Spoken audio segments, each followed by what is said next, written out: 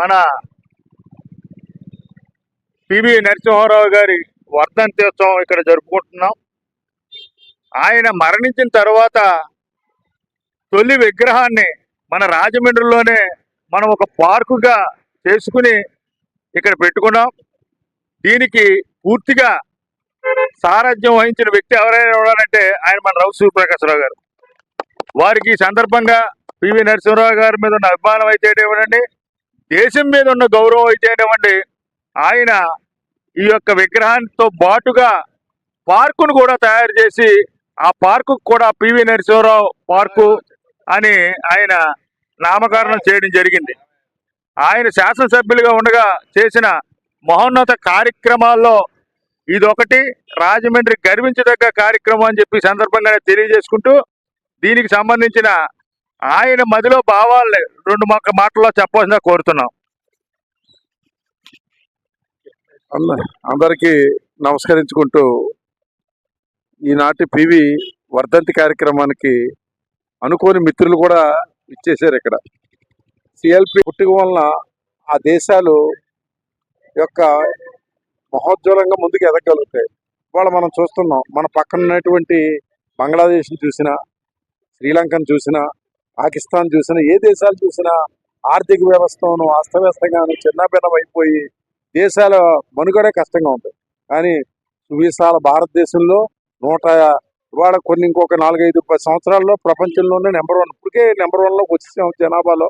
మరి అటువంటి జనాభాలో విభిన్న జాతులు, విభిన్న కులాలు, విభిన్న మతాలలో ఇటువంటి భారతదేశాన్ని సమిష్టిగా ముందుకు తీసుకెళ్తూ ఒక సమర్థవంతమైన శక్తిగా తీసుకెళ్లగలుగుతున్నారంటే ఆర్థిక ఒడిదుడుకుల్ని సరిదిద్దినటువంటి గొప్ప మహానుభావుడు. దేశం ఇంకా భారతదేశం పని అయిపోయింది, ఈ దేశం ఇంకా ఆర్థికంగా కుప్పకూలిపోద్ది అనుకునేటువంటి పరిస్థితుల్లో పాములపర్తి వెంకట నరసింహారావు గారు ఆయన దేశ ప్రధాని అయ్యి ఈ దేశానికి మరి అపార అనుభవం. అంటే నాకు తెలుసుండగా మరి ఆయన పంచాయతీ ప్రెసిడెంట్ నుంచి భారతదేశ ప్రధాని, ఇంకా ఆయన చెయ్యని పదవులు లేవు.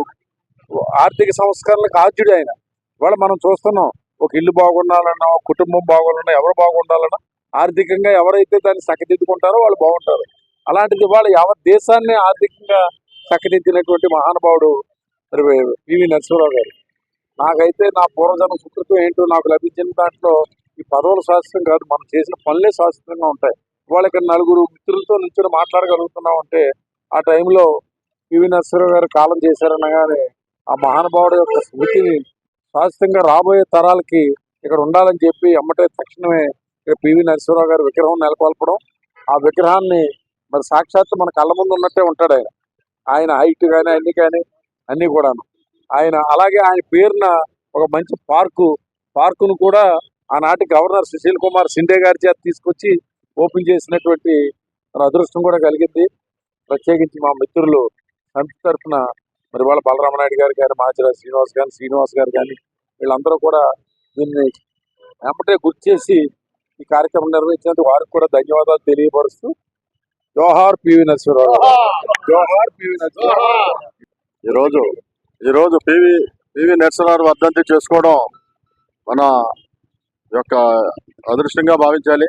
ఆయన వర్ధంతి జరుపుకుంటున్నాం అంటే కాదు, ఆయన వర్ధంతి అని భావించక్కర్లేదు. ఎందుకంటే ఆయన చిరంజీవిగానే ఉన్నారు మనందరం మన దృష్టిలో. ఎందుకంటే ఇవాళ ఈ దేశం ఈ పరిస్థితిలో ఉండడానికి ప్రధాన కారకులు ఎవరంటే ఆయనే పివి నరసింహారావు. ఎందుకంటే నమస్కారం. భారతదేశం గర్వించదగ్గ వ్యక్తి, లెజెండరీ పర్సన్, మన తెలుగువాడు స్వర్గీయ పివి నరసింహారావు గారి యొక్క వర్ధంతి కార్యక్రమం బహుభాషా కోవిదుడు. ఆయన గురించి ఎంత చెప్పినా కూడా చాలా తక్కువే.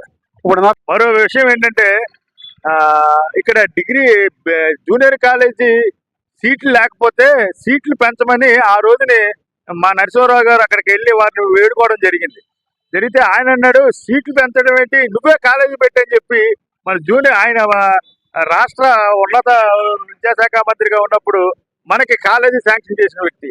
సో ఈ విధంగా సమితికి పివి నరసింహారావు గారికి విడదీయరాని అనుబంధం ఉందని చెప్పి తెలియజేసుకుంటూ అందరికీ కూడా కృతజ్ఞతలు, నమస్కారం.